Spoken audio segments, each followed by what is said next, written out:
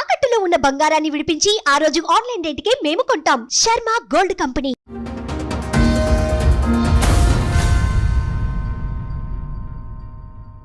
ఏంటమ్మా ప్రాబ్లం ఏంటి? తనకు ముందు మ్యారేజ్ అయిందమ్మా. ఓకే. అయితే తనకు 3 పిల్లలు ఉన్నారు.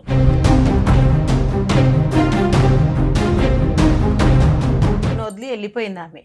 ఆయన టార్చర్ భరించలేక. ఏం చేస్తాడు అతను? బాగా కొట్టడము.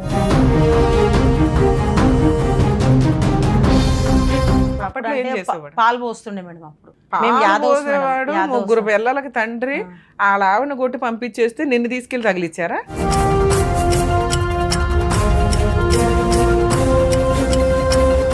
ఇయర్స్ అప్పుడు పెళ్లి చేసుకోవడానికి కారణం అది పైగా 3 పిల్లలున్న. అంటే మా నాన్న బీద మనిషి ఉండే మేడం. చాలా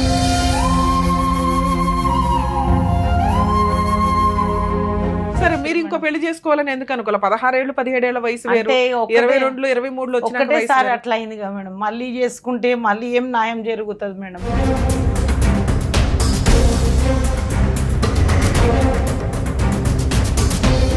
అప్పటికి 16 ఏళ్ళు, ఆయనకి అప్పుడే 3 పిల్లలు. పిల్లలంటే ఆయన వయసు చాలా పెద్ద అయిన మేడం. మా అక్క కన్నా పెద్ద అయిన.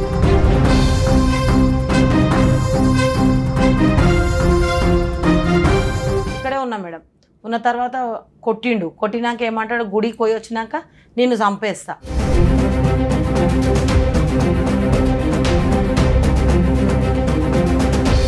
మా నాన్న దగ్గరే ఉన్నా, కష్టం చేసుకుంటా బతుకుతున్నా బట్టల షాప్లో.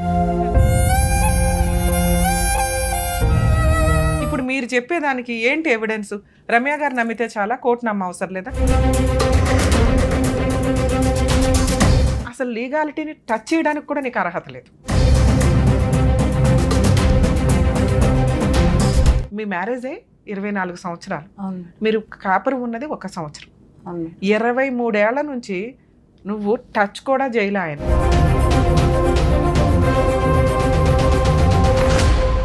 మేడం నమస్తే. నమస్తే. మీ పేరేంటి? ఎక్కడి నుంచి వచ్చారు? ప్రసన్న అమ్మ, దూల్పేట నుంచి వచ్చినాము. ఏంటమ్మా ప్రాబ్లం ఏంటి? ఏం లేమ్మా, నాకు మ్యారేజ్ అయ్యి 24 ఏళ్ళు అవుతుంది.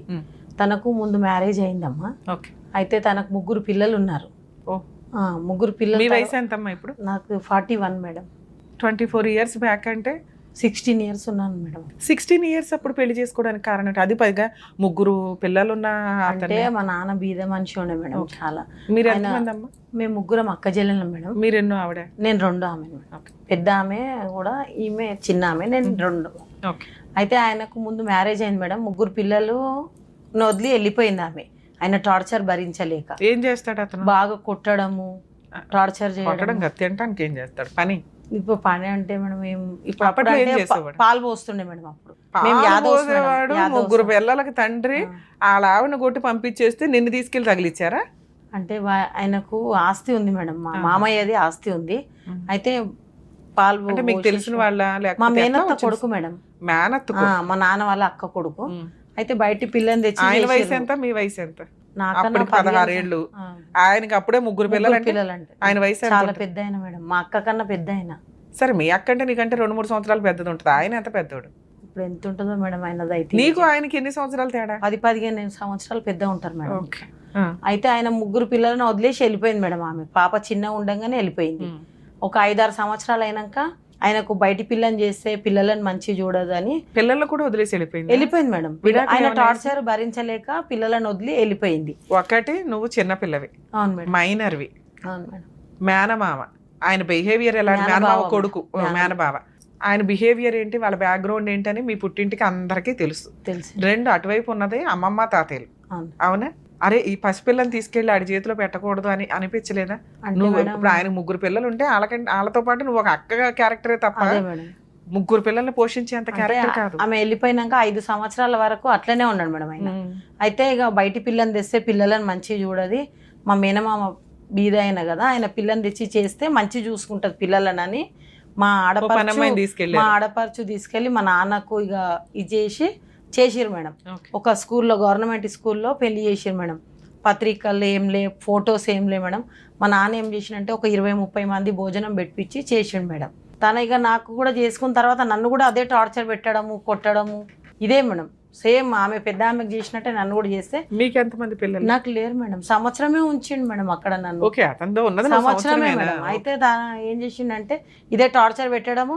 మళ్ళీ ఏమంటాడంటే లాస్ట్ రోజు ఇద్దరికి 2 సార్లు పెట్టించినాం మేడం పెద్దవాళ్ళ దాంట్లో.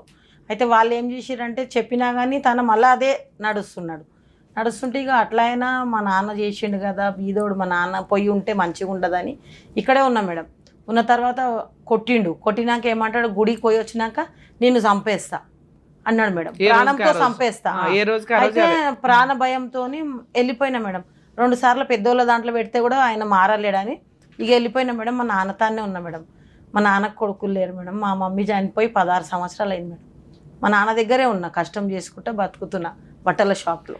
పెద్ద మనుషుల పంచాయతీలు అవేం జరగలేదా? ఎందుకంటే మీ మేనబావే కదా. చేసిండు మేడం, 2 సార్లు చేస్తే కూడా తన మారాలే.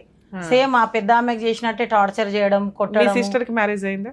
అందరికి అయింది మేడం, అందరికి అయింది. చెల్లి ఏం చేస్తుంది? బాబు ఉన్నాడు మేడం ఒక్కడిని. హస్బెండ్ ఏం చేస్తారు? వాళ్ళ కిరాణా షాప్ లో జాబ్ చేస్తారు. మీ అక్క కాపురం వాళ్ళు ఉన్నారు మేడం, 2 కొడుకులు, ఒక పాప. ఆవిడ కాపురం చేసుకుంటుంది, ఈవిడ కాపురం చేసుకుంటుంది. నేనే మా నాన్న దగ్గర ఉన్నాను. మీ అమ్మగారు చనిపోయారు 16 ఏళ్ల క్రితం. అంటే అప్పటికి నువ్వు వచ్చి 5 ఏళ్ళు, 3 ఏళ్ళు 4 ఏళ్లకి మీ అమ్మగారు చనిపోయారు. మీ నాన్న చూసుకుంటూ నువ్వు బతుకున్నాను మేడం. మీకేమన్నా కనీసం ఏమన్నా ఈ 20 ఏళ్లలో 15 ఏళ్లలో మీరు ఏమైనా ఆస్తులు సంపాదించుకున్నారా?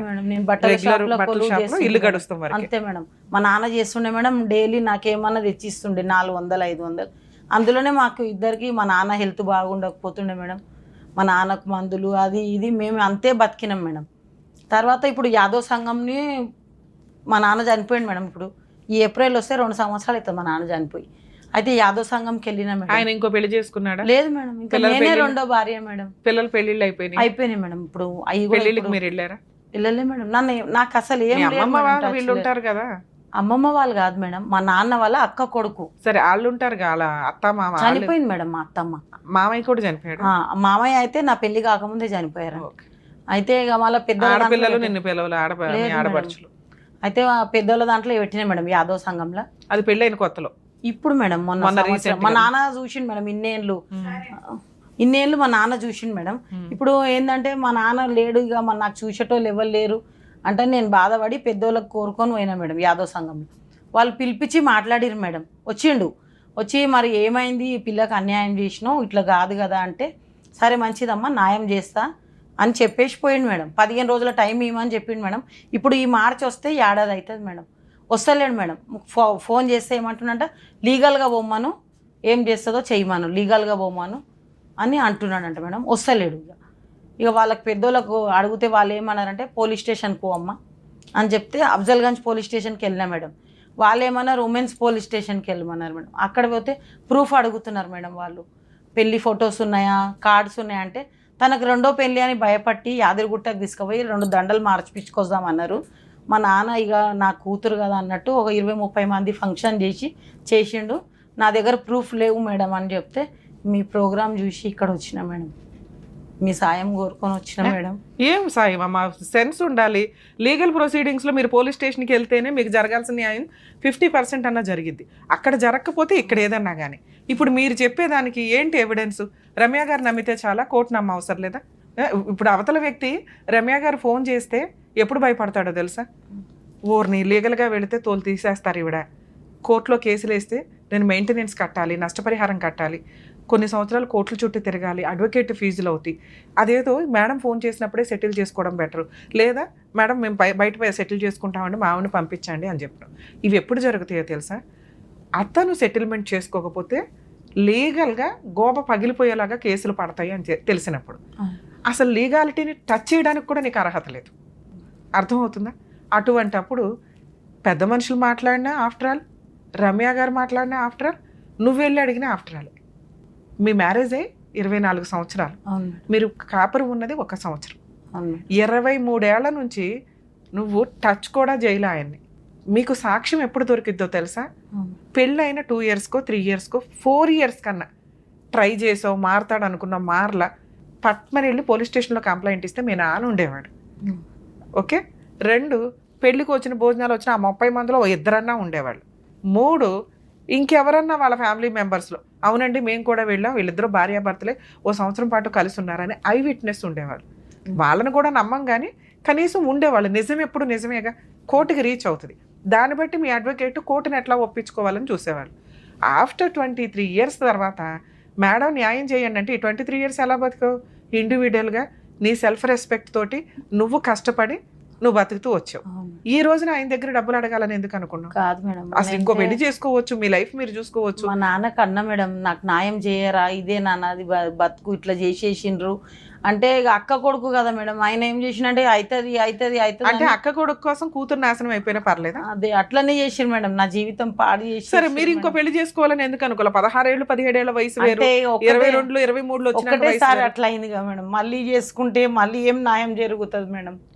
అరే మీరు చక్కగా ఉన్నారు తల్లి, మిమ్మల్ని చూసి మీ క్యారెక్టర్ చూసి వచ్చేవాళ్ళు బోడు మంది ఉన్నారు. కళ్ళకి అద్దుకొని చేసుకుంటారు. అట్లా అయింది, మళ్ళీ చేసుకుంటే మళ్ళీ ఏం ప్రాబ్లమ్స్ వస్తాయని అది కూడా చూసేస్తే అయిపోయేది కదా. ఎందుకంటే ఒకటి చెత్తాడని ఇప్పుడు సమాజం అంతా మగాళ్ళు చెత్తోళ్ళు కాదుగా, మంచోడు ఎక్కడొక్కడ ఉంటారు కదమ్మా మీకు తగ్గ వాళ్ళు.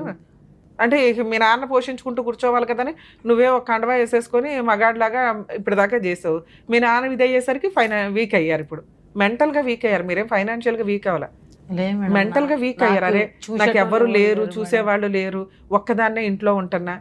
అట్లా మరి చూసేటోళ్ళు ఎవరు లేరు మేడం. నేను అంటున్నది అదే, ఇవే వీటిలో ఇది ఒకటి మేడం. చూసేటోళ్ళు ఎవరు లేరని ఏదో మీ సాయం కోరి వచ్చిన మేడం, అంతే మేడం. ఇంత దారి ఉన్నా కూడా రమ్య గారు ఏదో ఒకటి చేస్తారు, చిన్న దారి కూడా లేదు.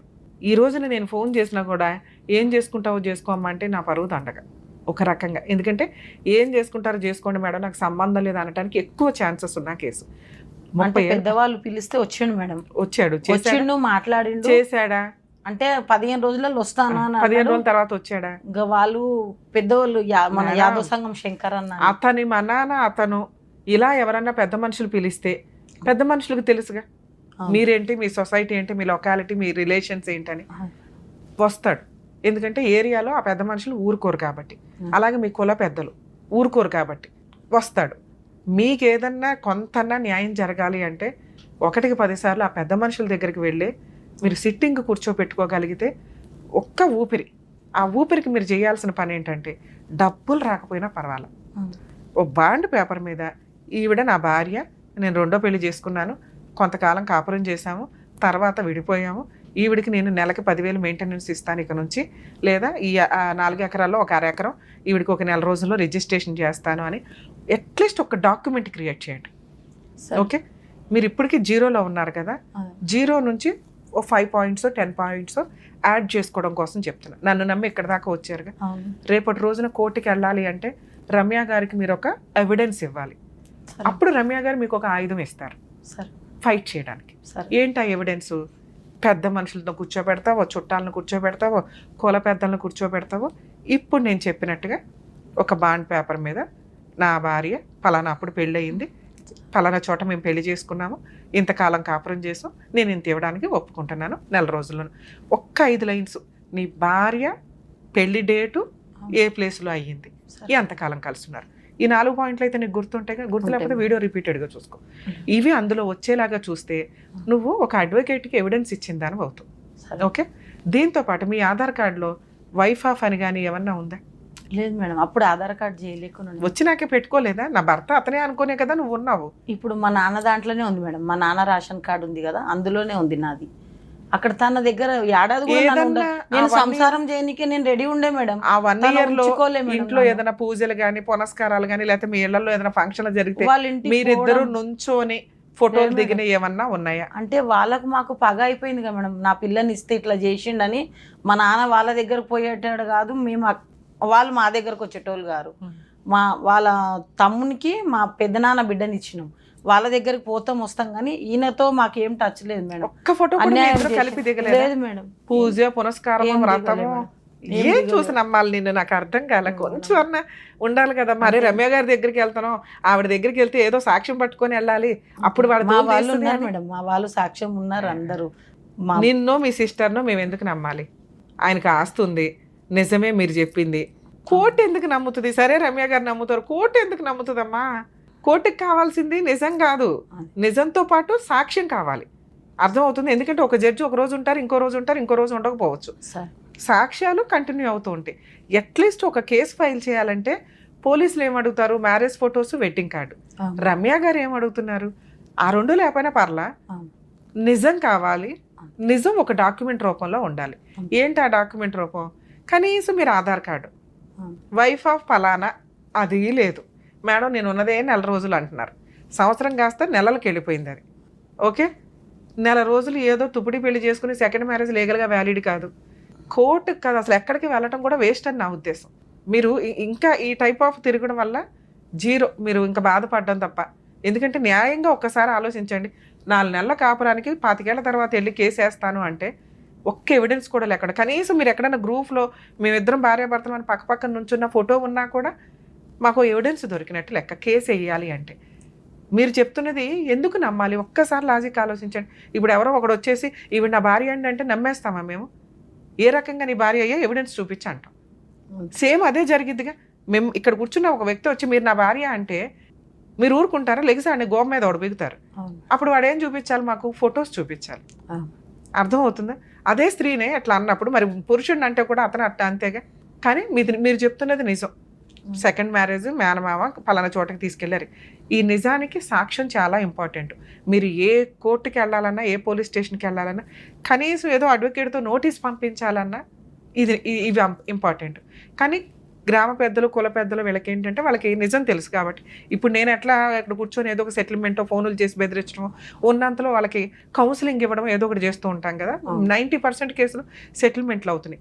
అవ్వని కేసులనే లీగల్గా ఎలా ప్రొసీడ్ అవ్వాలి, ఏంటి ఫ్రీ సర్వీసులు ఎక్కడ ఉన్నాయి, ఎలా ఉన్నాయని చెప్పి పంపిస్తున్నాను. ఓకే, మన దాంట్లో జీరో. ఓకే, ఏదన్నా ఉంటే రమ్య గారే చేసేసేవాళ్ళు. సో ఆ జీరోని ఒక్క పాయింట్ అన్నా నువ్వు యాడ్ చేసుకోవాలి అంటే ఓన్లీ ఇందాక నేను చెప్పినట్టు మీ పెద్ద మనుషుల దగ్గర ఓ డాక్యుమెంట్ ఏదైనా క్రియేట్ చేసుకోండి. అలాగే మీరు ఏమన్నా చూడండి, ఎక్కడన్నా మీ ఇద్దరు కలిసి దిగిన ఫోటో ఏదన్నా ఉందా, ఎక్కడో ఒక్కడ పిల్లలతో పాటు నుంచొని దిగడం ఏదన్నా ఒక్కటున్నా ఇంకొక సపోర్టింగ్ దొరికిద్ది. లేకపోతే ఆరాంగా బ్రెయిన్లోంచి ఈ ఆలోచన తీసేయండి తల్లి. అతను నీ భర్త కాదు, నువ్వు అతని భార్య కాదు, కుదిరితే ఏదైనా సెకండ్ మ్యారేజ్ చేసుకొని హ్యాపీగా ఉండండి.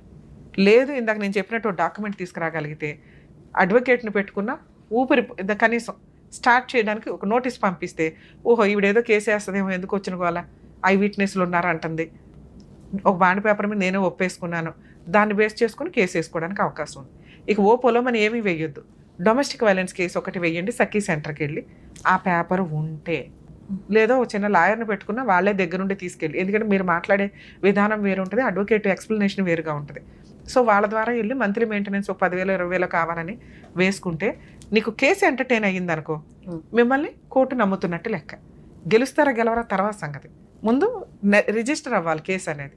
ఇక రిజిస్టర్ అయినాక అతని ప్రాపర్టీలో షేర్ అడుగుతారా ఏంటి అనేది నిజాయితీగా న్యాయంగా ఆలోచించుకోండి. ఎందుకంటే మీకు అసలు మీకు సంపాదించింది ఏమీ లేకపోతే మీకు చిల్లిగవ్వ కూడా లేదు. అంటే మా మామయ్య ఆస్తి మేడం, మా మామయ్య ఆస్తి తన బాబులు తన సంపాదించింది కాదు, మా మామయ్య ఆస్తి ఉంది మేడం. మీరు ఏమడుగుతున్నారంటే మీ మామగారి స్వార్జితం అదంతా వారసత్వంగా వచ్చింది, మీ హస్బెండ్ సంపాదించిందో వాళ్ళ పిల్లలు సంపాదించిందో కాదు అంటున్నారు. ఓకే మేడం, యాక్చువల్గా మీ హస్బెండ్ సంపాదించింది ఏదన్నా ఉన్నా కూడా మీకు వ్యాలిడిటీ లేదు. అలాంటిది వారసత్వపు ఆస్తి మీద మీకు అస్సలు రైట్స్ లేవు. సో మ్యాక్సిమం చాలామందికి డౌట్ ఉంటుందండి, సెకండ్ వైఫ్ ఫస్ట్ వైఫ్ చనిపోయో డైవర్స్ తీసుకోనో సెకండ్ మ్యారేజ్ చేసుకుంటే, సెకండ్ మ్యారేజ్ చేసుకున్న వైఫ్కి అలాగే ఫస్ట్ మ్యారేజ్ చేసుకున్న వైఫ్కి వారసత్వపు ఆస్తుల మీద ఎటువంటి హక్కులు ఉండవు. ఓన్లీ భర్త సంపాదించిన ఆస్తి మీద మాత్రమే లీగల్ వైఫ్ అయితే రైట్స్ ఉంటాయి తప్ప వారసత్వపు ఆస్తి మీద హక్కుల మొత్తం కూడా వారసులకి మాత్రమే ఉంటాయి. ఇక్కడ వారసులు ఎవరు? మీ హస్బెండ్ ఫస్ట్ భార్య యొక్క 3 పిల్లలు, మీకు వారసులు లేరు. ఓకే, మీకు రైట్స్ లేవు మీ మామగారి ఆస్తి మీద. అలాగే ఇతను సంపాదించిన ఆస్తి మీద కూడా మీకు ఎటువంటి రైట్స్ లేవు, ఎందుకంటే ఈయనేమీ సంపాదించలే. సో ఫస్ట్ వైఫ్ తోటి విడాకులు అవ్వలేదు కాబట్టి ఈయన సంపాదించినా కూడా మనకి ఎట్లాంటి రైట్స్ లేవు. మీరు మిగతా కేసులతో మీ కేసు పోల్చుకోకండి. మీరు చేసుకున్నది మైనర్ మ్యారేజ్, కాపురం చేసింది చాలా తక్కువ, విడిపోయి సిల్వర్ జూబ్లీ నడిచిపోతున్న సందర్భం, ఒక్క ఎవిడెన్స్ కూడా లేదు. బ్రెయిన్లో నుంచి కేసులు, లీగాలిటీ, పోలీస్ స్టేషను ఇవన్నీ డిలీట్ చేసుకొని ప్రశాంతంగా ఉండడం ఎట్లా, మంచిగా ఎవరైనా దొరికితే మ్యారేజ్ చేసుకోవడం ఎట్లా చూసుకుంటే బెటర్ అనేది నా ఉద్దేశం. లేదు మేడం నేను ఇతని దగ్గరే పోరాడతానంటే ఓన్లీ మెయింటెనెన్స్ మాత్రమే ఇప్పించగలం. ఓకే, ఆస్తుల్లో ఎటువంటి వాటాలు ఇప్పించలేం. అది ఎప్పుడు ఇందాక నేను చెప్పిన ఏదన్నా ఒక డాక్యుమెంట్ క్రియేట్ అయితే 10లో 1% ట్రై చేయడానికి మాత్రమే పనికొస్తుంది. అంటే 0 రిజల్ట్ గురించి ఎంతసేపు మాట్లాడుకున్నా దండగే. అన్నీ ఉన్న అమ్మాయిలకే కోర్టులో మేము రిజల్ట్లు ఇప్పించలేక ఇగో ఇట్లా టీవీ షోలు ఉన్నంతలో మేము ఎంతో అంత చేయగలుగుతున్నాం సర్వీస్ మోటివ్. కానీ మీ దగ్గర 1 పాయింట్ తీసుకొని వచ్చి కేసులు వేస్తాము అంటే చాలా కష్టం. అయినా మీ హోప్స్ వేస్ట్ చేయకుండా ఉండడం కోసమని మిమ్మల్ని నిరుత్సాహంగా పంపించకూడదన్న ఉద్దేశంతో ఇది ఒక్కటే చెప్పి అది జరగదని నాకు తెలుసు కానీ మీకు తెలియదుగా. పెద్ద మనుషుల దగ్గర భూప్రపంచంలో ఎవరు కూడా ఇలా రాయరు అవును నా భార్య. ఎందుకంటే మీ దగ్గర 5,000 లేనప్పుడు ఎవడన్నా 5,000 ఇస్తాడా? ఇచ్చేవాడైతే డబ్బులే ఇస్తాడు. రామ్మ కాపురమే చేద్దాం అంటాడు. మీ నాన్నగారు చనిపోయి 2 years అయితే మీరు సింగిల్గా ఉన్నారని తెలుసు. ఆయనక పిల్లలు పెళ్ళిళ్ళు అయిపోయి ఉన్నాడు. ఆయన మీకంటే ఇప్పుడు మీకు 44 అంటే ఆయన 54 60 ఉంది. మీరు దొరుకుడే ఎక్కువ. ఇప్పుడు పిలిచినా మీరు వెళ్తారు కానీ మిమ్మల్ని పిలవడానికి ఆయన ఇష్టపడట్లేదు. అలాంటి ప్రొసీడింగ్స్లో ఒక డాక్యుమెంట్ రాస్తాడు అనేది ఆశ్చర్యకరమైన విషయమే. ఏమన్నా అలాంటి అద్భుతం ఏదైనా జరిగితే హ్యాపీ. అలాంటిది ఒకటి జరిగినప్పుడు మీరు ఏ అడ్వకేట్ని పెట్టుకున్నా ఒక ట్రయల్ అయితే వేయచ్చు. ఎందుకంటే మీకు లీగల్గా ఒక ఎవిడెన్స్ దొరికినట్లు లెక్క. ఈ ఎపిసోడ్లో చాలా వరకు తెలుసుకోవాల్సిన పాయింట్ ఏంటంటే ఎప్పుడైనా కానీ ఒక మ్యారేజ్ని కోర్టుకి ఎస్టాబ్లిష్ చేయాలి అంటే మ్యారేజ్ ఫొటోస్ ఉండాలి, వెడ్డింగ్ కార్డు ఉండాలి, అలాగే మ్యారేజ్ రిజిస్ట్రేషన్ సర్టిఫికేట్ ఉండాలి. ఇవి లేకుండా ఈయన నా భర్త ఈవిడ నా భార్య అనుకోవడం వల్ల యూజే లేదు. కొన్ని సందర్భాల్లో ఎప్పుడో మ్యారేజ్లు అయిన వాళ్ళకి వెడ్డింగ్ కార్డులు దాచుకోము ఉండవు. కానీ మ్యారేజ్ నిజం అయితే కనుక వెడ్డింగ్ కార్డ్స్ మళ్ళీ కొత్త ప్రింట్అవుట్ చేసుకొని కోర్టుకి సబ్మిట్ చేయొచ్చు మ్యారేజ్ ఫొటోస్ ఉంటే. మరి మ్యారేజ్ ఫొటోస్ కూడా లేవు. లేకపోతే వాళ్ళ మ్యారిటల్ రిలేషన్లో వ్రతాలు, పూజలు, పునస్కారాలు, పిల్లలు పెళ్ళిళ్ళు చేస్తున్నప్పుడు కలిసి నుంచోనున్న ఫొటోస్ ఉంటాయి. మీరిద్దరూ భార్యాభర్తలే అనేది సొసైటీ నమ్ముతుంది, చుట్టుపక్కల వాళ్ళకి తెలుసు. కాబట్టి అటువంటి ఫొటోస్ని పెట్టి కూడా కోర్టులో మనం పిటిషన్స్ వేయడానికి అవకాశం ఉంటుంది. రీసెంట్గా సుప్రీంకోర్టు ఇచ్చిన జడ్జిమెంట్స్లో సెకండ్ వైఫ్ ఫస్ట్ వైఫ్ తోటి విడాకులు తీసుకోకుండా ఉన్న కేసుల్లో సెకండ్ వైఫ్ కానీ సెకండ్ వైఫ్ పిల్లలు కానీ వారసత్వపు ఆస్తులకి ఎంటర్టైన్ అవుతారా అంటే సెకండ్ వైఫ్ ఎప్పుడూ కూడా ఎంటర్టైన్ అవ్వదు. కానీ వారసత్వపు ఆస్తుల మీద సెకండ్ వైఫ్ పిల్లలు ఎంటర్టైన్ అవ్వడానికి అవకాశం ఉంటుంది. ఎప్పుడు ఫస్ట్ వైఫ్ తోటి లీగల్గా డైవర్స్ తీసుకొని సెకండ్ మ్యారేజ్ లీగాలిటీ ఉంటేనే. అంతే తప్ప వారసత్వపు ఆస్తుల మీద సెకండ్ వైఫ్ పిల్లలు అక్రమంగా పుట్టిన పిల్లలకి ఎటువంటి హక్కు ఉండదు. ఇది తెలియక చాలామంది అందరూ పిల్లలంతా ఒకటే, అందరూ లెజిటిమేటు ఇల్లిజిటిమేట్ పిల్లలందరికీ కూడా రైట్స్ ఉంటాయి అంటే అవి ఎవరి మీద ఉంటాయి? ఫాదర్ యొక్క సెల్ఫ్ ఎక్వైర్డ్ మీద ఉంటాయి. అలాగే లెజిటిమేట్ చిల్డ్రన్స్ అంటే ఫస్ట్ భార్యకు పుట్టిన పిల్లలకి వారసత్వపు ఆస్తిలో కూడా హక్కు ఉంటుంది, ఆడపిల్లలైనా మగపిల్లలైనా. కానీ ప్రాపర్ మ్యారేజ్ లీగాలిటీ లేని సెకండ్ వైఫ్కి పుట్టిన పిల్లలకి వారసత్వపు ఆస్తులో ఎటువంటి హక్కు ఉండదు. అలాగే అతని సెల్ఫ్ ఎక్వైర్డ్ అంటే తండ్రి యొక్క సెల్ఫ్ ఎక్వైర్డ్ మీద మాత్రమే ఆ పిల్లలకి ఈ పిల్లలకి కూడా హక్కు ఉంటుంది. సో ఇది కొత్తగా వచ్చిన అప్డేటు. తెలియకపోతే కొంచెం తెలుసుకొని లీగల్ ఫైటింగ్కి వెళ్ళండి.